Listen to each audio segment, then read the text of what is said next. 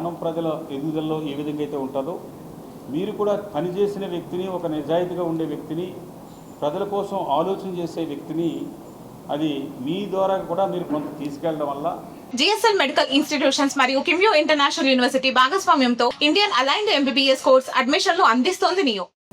నేను ఫస్ట్ నుంచి కూడా ఏదైతే అనుకుంటూ ఉన్నానో ఆ విధంగా ప్రతిదీ కూడా జరుగుతూ వచ్చింది.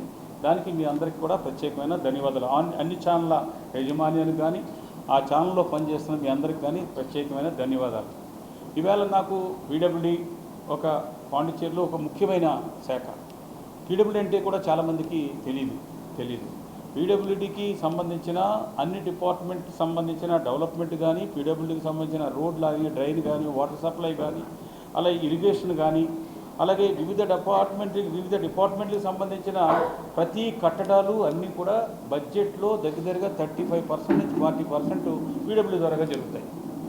రాబోయే రోజుల్లో యానానికి సంబంధించిన అండర్గ్రౌండ్ డ్రైనేజ్కి ఆల్రెడీ ఎస్టిమేట్ అంతా కూడా తయారైంది. ఎంటైర్ పైప్ లైన్ అంతా కూడా కాన్సిస్ అంతా చేంజ్ చేయడానికి తయారైంది. వందలాది కోట్ల రూపాయలతో పీడబ్ల్యూడీ డిపార్ట్మెంట్ ద్వారా గాను, అలాగే YSR linking channel second phase 30 లక్షల రూపాయలతో సెకండ్ ఫేజ్ కంప్లీట్ చేయడంలో కానీ, అలాగే ఇండస్ట్రీస్ ప్రకారంగా పాండిచ్చేరిలో నా మార్క్ ఏంటన్నది నేను చూపించాలని అనుకుంటూ ఉన్నాను. ఇండస్ట్రీస్కి అక్కడ అంతే కొంత ల్యాండ్ బ్యాంకు అంతా కూడా ల్యాండ్ అది కూడా ఉంది. ఇక్కడ లేకపోయినా కానీ ఉన్న ఇండస్ట్రీస్ని ఎలా నిలబెట్టాలి, రాబోయే రోజుల్లో పొల్యూషన్ కాని ఇండస్ట్రీస్కి ఏ విధంగా తీసుకురావాలి, గవర్నమెంట్ కూడా కొంత ల్యాండ్ని ప్రైవేట్గా ఉన్న ల్యాండ్ని కూడా తీసుకుని ఏ విధంగా చేయాలో, పొల్యూషన్ లేనిది, సౌండ్ లేని ఇండస్ట్రీస్ని ఏ విధంగా తీసుకొచ్చి కొంత అన్ఎంప్లాయ్మెంట్ని ఆ రూపంలోనూ, అలాగే వాటర్ స్పోర్ట్స్లో ముఖ్యంగా రాబోయే రోజుల్లో ఈ పరిసర ప్రాంతాల్లో వాటర్ స్పోర్ట్స్ అంటే యానం అనుకునే విధంగా, ముఖ్యంగా ఉమ్మడి తూర్పుగోదావరి జిల్లా కానీ, వెస్ట్ గోదావరి కానీ ప్రజలు ఎక్కువ మంది యానానికి వచ్చే విధంగా చేయడంలో కానీ, హాస్పిటల్ ఇక్కడున్న జిప్మెర్ని ఇంకా బాగా తీర్చిదిద్దడంలోనూ, జీహెచ్ని ఇంప్రూవ్ చేయడంలో కానీ, ఎడ్యుకేషన్ పరంగా కానీ, ఈ ఊరిని శుభ్రంగా ఉంచడంలో కానీ, అలాగే ఎంటైర్ రోడ్స్ కానీ, లైట్స్ కానీ అన్నీ కూడా చేంజ్ చేయడంలో ప్రజలకి ఏమైతే నేను మాట చెప్పానో ఆ మాటని 100% మీ ద్వారాగా చెప్పి మీరు చాలా మేధావులు ఇదైన వాళ్ళు, మీ దగ్గర కూడా ఎప్పుడు ఏం మాట్లాడానో అంతా కూడా ఉంటుంది. దానికంటేనే ఇప్పుడు మల్లాడు ఎలా మాట్లాడాడు, ఇప్పుడు ఈ విధంగా పనిచేశాడు అనుకునే విధంగానే తప్ప ఇలా మాట్లాడాడు ఇలా తప్పాడు అనుకునే విధంగా కాకుండా నా పరిపాలన ఆ విధంగానే ఉంటుందని చెప్పేసి మీ ద్వారాగా తెలియజేస్తూ ఉన్నాను. నాకు వైఎస్ రాజశేఖర రెడ్డి గారు మొదటిసారిగా నన్ను ఒక మంత్రిగా నన్ను కేంద్రంతో అతనున్న ఇన్ఫ్లుయెన్స్ని ఉపయోగించి నన్ను కేంద్ర ప్రభుత్వాన్ని ఒప్పించి నన్ను మంత్రిగా చేశారు. దాని తర్వాత నేను చేసిన పని గుర్తుపెట్టుకుని నేను ఏ విధంగా పరిపాలన చేస్తున్నాను, ఏ విధంగా నిజాయితీగా పరిపాలన చేస్తున్నాను దాని మీద మళ్ళా మూడోసారి అంటే ముందు కాకుండా ఇంకో మూడోసారి నేను మంత్రిగా అయ్యే అవకాశం ఒక తెలుగువాడిగా ఒక కేంద్రపాలిత ప్రాంతంలో, ఒక తమిళ కేంద్రపాలిత ప్రాంతంలో యానం నుంచి ఒక నియోజకవర్గానికి సంబంధించిన ఒక మైనారిటీకి సంబంధించిన నియోజకవర్గం నుంచి అవ్వడం అన్నది అది మీకే వదిలేస్తూ ఉన్నాను. అనేకమైన ఏ పదవి చేసినా ఏది చేసినా కానీ నా ఊరికి ప్రజలకు ఏం కావాలి, నా ఊరి బాగుకి ఏం కావాలి, పక్కనున్న వాళ్ళకి ఏ విధంగా చేయాలి అన్న దాని మీద నేను ఎప్పుడు కూడా ఆలోచన చేస్తూ ఉంటాను. ఈ టర్మ్ మాత్రం నాకు ఇంకా ఎక్కువగా చాలా పట్టుదలగా 15 సంవత్సరాల్లో ఒక ప్రజాప్రతినిధి కానీ, ఒక 15 సంవత్సరాల్లో ఒక మంత్రి ఒక నియోజకవర్గానికి పనిచేస్తే ఏ విధంగా రూపురేఖలు మారుతాయి అన్న విధంగా నేను పనిచేస్తాను. రాబోయే 4-5 శతాబ్దాలు వరకు కూడా గుర్తుపెట్టుకునే విధంగా పనిచేయాలన్నది నా ఆలోచన, నా విధానం. ఆ విధంగా తప్పనిసరిగా పనిచేస్తాను. పనిచేసి ప్రతి శాఖలో కూడా అది లేబరా, అయితే పోర్టా, టూరిజమా, సివిలేషనా, అలాగే ఇండస్ట్రీసా, లేదంటే పీడబ్ల్యూగా, అలాగే మిగిలిన ముఖ్యమంత్రి దగ్గర ఉన్న రెవెన్యూ శాఖ అవచ్చు, హెల్త్ అవచ్చు, ఇవన్నీ నేను ముందు చేసిన శాఖలన్నీ కూడా ఏ చిన్న విషయంలో కూడా ముఖ్యమంత్రి గారు నన్ను పిలిచి నా ఆలోచన కూడా తీసుకునే చాలా నిర్ణయాలు వాళ్ళు తీసుకుంటూ ఉంటారు. ఇవాళ రాత్రి కూడా మంత్రులు అయిపోయి చాలామంది నాకు ఫోన్ చేశారు, మీ సహాయం కావాలని. నేను చెప్పాను, నాకు యానానికి మీరు సహకరించండి, మీకు పాండిచ్చేరి కార్యకాల మాహేకి ఏ విధంగా కావాలో నేను సహకరిస్తాను. మీ ఫైల్ నాకు ఇస్తే నా పోర్ట్ఫోలియోతో పాటు మీ ఫైళ్ళు కూడా తీసుకెళ్ళి ఏ విధంగా పనిచేయాలో నేను పనిచేస్తానని చెప్పేసి చెప్పడం జరిగింది. అందుకని దయచేసి మీరు అందరూ కూడా నేను ఏ తప్పు ఇప్పటి వరకు చేయలేదు, రాబోయే రోజుల్లో కూడా ఎటువంటి తప్పు కానీ ఎటువంటి అవినీతి కానీ ఎక్కడ కూడా మల్లాడి 37 సంవత్సరాల క్రితం ఎలాగైతే ఉన్నాడో ఇప్పుడు కూడా ఆ విధంగా ఉన్నాడు, ఒక తెలుగోడు ఒక కేంద్రపాలిత ప్రాంతానికి వెళ్ళి ఈ విధంగా ఉన్నాడు అనుకునే విధంగానే నా పరిపాలన ఉంటుందని మీ ద్వారాగా ప్రజలకి తెలియజేస్తున్నాను.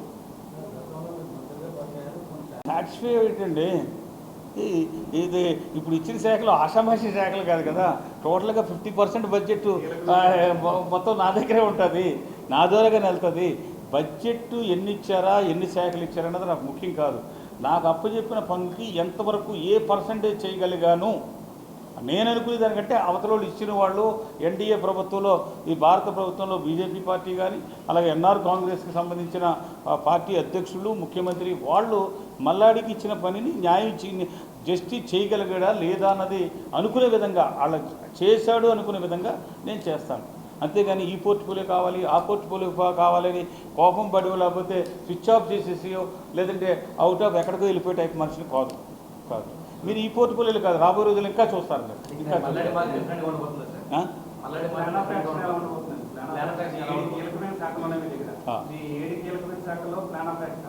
అంటే ఈసే మీరు కొత్తగా నన్ను ప్రశ్నలు వేసేవాళ్ళు కాదు, నన్ను చూడనోళ్ళు కాదు. మీ ఛానల్లో అన్నీ కూడా నేను ఏమేమి చేస్తానన్నది మీ దగ్గరే ఉన్నాను. దాన్ని మీరు టిక్ చేసుకుంటూ ఉండండి. ఈ 6 నెలల్లో ఏం చేశాడు, 12 నెలల్లో ఏం చేశాడు, 18 నెలల్లో ఏం చేశాడు, 24 నెలల్లో ఏం చేశాడు, ప్రతి పని కూడా ఎంటైర్ రోడ్స్, ఎంటైర్ యానానికి సంబంధించిన రోడ్స్ కానీ, ట్రైన్స్ కానీ, ఎలక్ట్రికల్ ఫోర్స్ కానీ, లైటింగ్ కానీ, కేబుల్స్ కానీ ఇవన్నీ కూడా టోటల్ చేంజింగ్. అలాగే డ్రింకింగ్ వాటర్ సిస్టాన్ని 24 అవర్స్ వచ్చేలాగా, ఇప్పుడు ఓన్లీ 3 అవర్స్ 4 అవర్స్ ఇస్తున్నాం, అలా కాదు 24 అవర్స్ ఇక్కడ వాటర్ సిస్టమ్ వచ్చేలాగా, వాడికి ఎప్పుడు కావాలంటే అప్పుడు ట్యాప్ వాటర్ ఇచ్చేసుకునేలాగా 4th ఫ్లోర్ వరకు ట్యాంకు పైన ఓవర్ హెడ్ ట్యాంక్ లేకుండా, ఇంటిలో ట్యాంక్ లేకుండా 4th ఫ్లోర్ వరకు ఎక్కేలాగా ఒక కొత్త సిస్టాన్ని మేము తీసుకురాబోతున్నాం. సార్ ఇది కోయిలేషన్ గవర్నమెంట్ అండి. ఉమ్మడి కుటుంబాల్లో ఎలాగైతే ఉంటాయో, నాకు ఇది తక్కువ ఇచ్చాడు, ఈ ఆడికి ఎక్కువ పెట్టాడు, తమ్ముడికేమో అన్నయ్యకేమో ఎక్కువ ప్రాపర్టీ ఇచ్చాడు అని చెప్పేసి ఇలాగ ఉంటాయి. అలాగే ఒక సెంట్రల్ పార్టీ, ఒక BJP party, national party is వరల్డ్లోనే బిగ్గెస్ట్ పార్టీ. వాళ్ళు కొన్ని ఇష్యూస్ ఉన్నాయి. ఆ ఇష్యూస్నన్నీ కూడా చేసి వాళ్ళు అయిన తర్వాత ఇప్పుడు షార్ట్అవుట్ చేసుకున్నారు, దానికి ముందుకు వెళ్తున్నారు. అయినా కానీ పరిపాలన 63 రోజుల్లో ఎక్కడా పరిపాలన ఆగలేదు. మా ముఖ్యమంత్రి గారు మంత్రి ఉన్నా లేకపోయినా కానీ నడిపించేయగలిగిన శక్తి ఉన్నవాడు, ప్రతి పోర్ట్ఫోలియో మీద అవగాహన ఉన్నవాడు. పొద్దున్న నుంచి సాయంత్రం వరకు కూడా ఆఫీసులో కూర్చుని ప్రతి ఫైలు, ఏ రోజు ఫైలు ఆ రోజు క్లియర్ చేసి వెళ్ళిపోయే మనిషి. కానీ 10 మంది కలిసి చేస్తే ఇంకా బాగుంటుంది. అది ఇప్పుడు వచ్చింది కాబట్టి తప్పనిసరిగా ఇవన్నీ కూడా ప్రతి పని కూడా ముందుకి తీసుకెళ్లే బాధ్యత నేను కూడా తీసుకుంటానని మీ ద్వారా తెలియదు.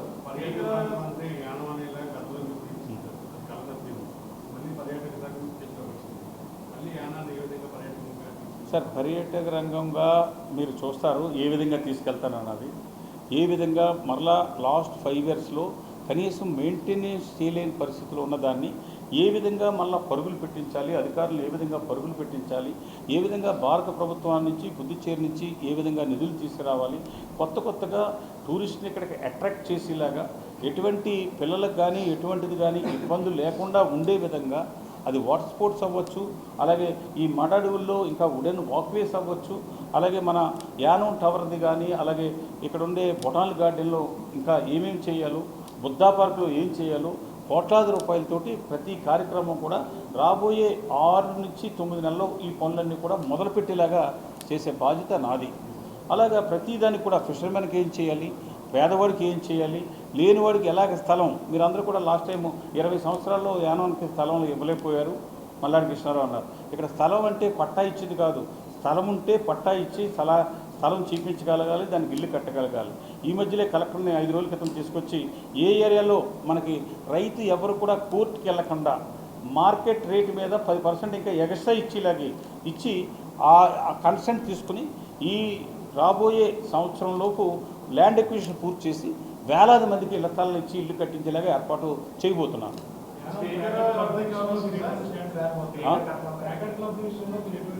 సార్ ఆల్రెడీ ఫైల్ మూవ్ అయింది.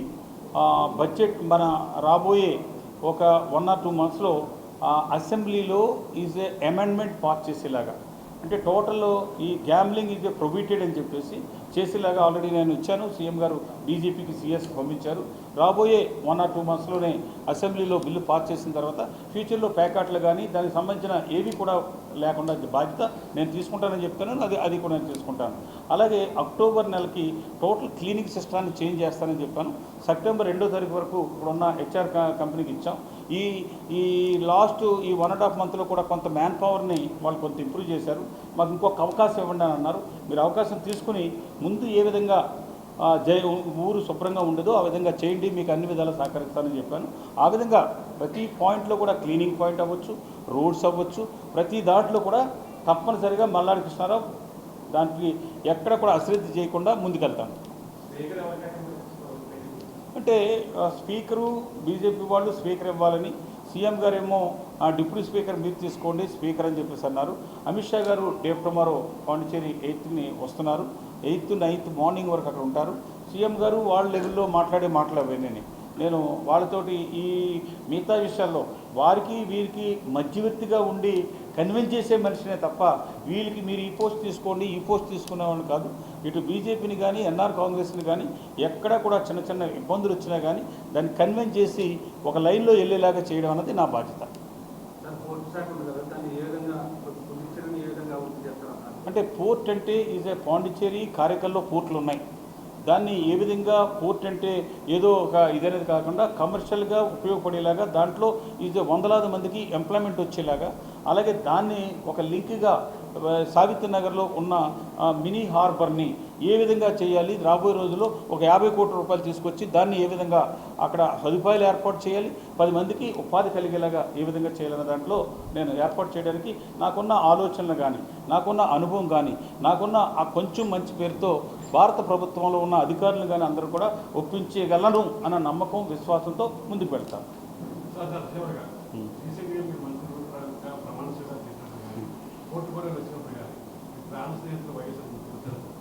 తప్పనిసరిగా ఇప్పుడే చెప్పాను, నేను మర్చిపోయే మనిషిని కాదు, విశ్వాసం ఉండే మనిషిని.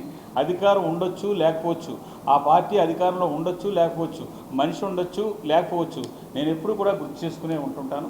వైఎస్ఆర్ గారిని నా ప్రాణం ఉండగా మర్చిపోయే మనిషిని కాదు. నన్ను ఎవరైనా మర్చిపోవచ్చు, కానీ నాకు ఇది కాదు. ఎవరన్నా విజయంలో పాత్ర ఉందని చెప్పేసి అనుకోవచ్చు, మర్చిపోవచ్చు, కానీ ఒక సెల్ఫ్ రెస్పెక్ట్ ఉన్నది. ఆ సెల్ఫ్ రెస్పెక్ట్ని తగ్గించుకుని మాత్రం ఏ ఒక్కరికి ఎప్పుడు కూడా కాంప్రమైజ్ అవ్వను. నాకు ఎగ్జాంపుల్, రేపు ఇక్కడ పొనమన లక్ష్మణ స్వామి గారి విగ్రహాలు, మల్లాడి సత్యలింగ నాయకర్ గారి విగ్రహాలు అక్కడ పెట్టించడంలో కానీ, అక్కడ ఉండే పొనమన లక్ష్మణ స్వామి గారికి ఒక సంఘంగా ఏర్పడి డొనేషన్ చేసుకుని ఆ విగ్రహాన్ని చేస్తే దానికి నేను ఆర్థికంగాను, అలాగే బొడి సత్యనారాయణ గారు, అలాగే మిగిలిన కొంతమంది సహాయంతో ఆ బొడి సత్యనారాయణ గారు అక్కడ బిల్డింగ్ కట్టించడంలో అన్నీ కూడా ఉన్నాయి. నేను అది ఇప్పుడు ఇది నేను ఒక ప్రోటోకాల్లో ఉన్నాను. నేను ఎక్స్ఎమ్మెల్యేని కాదు, ఎక్స్ మంత్రిని కాదు. ఇప్పుడు ఇక్కడికి వచ్చే వాళ్ళు అందరిలో కంటే సీనియర్. ఇప్పుడు ఆంధ్రప్రదేశ్లో ఈవేళ ఈ ఫంక్షన్లో కానీ ఈ జిల్లాలో ఉన్న మంత్రులు ఎమ్మెల్యేల కంటే కూడా నేను సీనియర్ పర్సన్. నాకు ఆ రెస్పెక్ట్ లేకుండా మీరు మాది అని అనుకుంటే నేను ఇది ఇంకొక అరగంట చూస్తాను. మళ్ళా ఆ ఇన్విటేషన్ కానీ కరెక్ట్గా చేంజ్ అయ్యి రాకుండా అఫీషియల్గా వచ్చి వాళ్ళు కానీ పిలవకపోతే నేను ఇమ్మీడియట్గా అరగంటలో ఇక్కడ నుంచి మళ్ళీ పాండిచేరి వెళ్ళిపోతున్నాను. ఎందుకంటే ఎదుర్లంక యానం బ్రిడ్జ్ విషయంలో కూడా ఇలాగే జరిగింది. అది 2 కలయిక బ్రిడ్జ్, అది 2 రాష్ట్రాల బ్రిడ్జ్. అది ఒక ఆంధ్రప్రదేశ్ డబ్బు కాదు, ఈక్వల్గా మా షేర్ ల్యాండ్ ఎక్విజిషన్ పెట్టడం కానీ డబ్బు ఇవ్వడం కానీ ఆ రోజు కూడా మీరు మా ప్రభుత్వాన్ని ఇన్స్టాల్ చేశారు అని చెప్పేసి చెప్పుకున్నాను.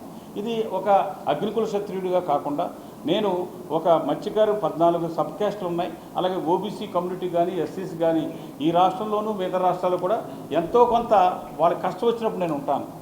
రాబోయే రోజులు కూడా ఈ ఆంధ్రప్రదేశ్కి సంబంధించిన, తెలంగాణ సంబంధించిన ఓబీసీ అసోసియేషన్స్ అవ్వచ్చు, వారి వెల్ఫేర్ అవ్వచ్చు, మత్స్యకారుల వెల్ఫేర్ అవ్వచ్చు, రాబోయే రోజులు కూడా మళ్ళా దీంతో పాటు యానం పొద్దుచేరుతో పాటు వాళ్ళకి సేవలు అందించే దాంట్లోనూ ప్రభుత్వం ఎక్కడైనా కానీ అశ్రద్ధ జరుగుతుంటే దాన్ని నిలదీసి దాన్ని సాధించే విషయంలో కూడా నేను ముందుంటానని చెప్పేసి మీ ద్వారాగా తెలియజేస్తున్నాను.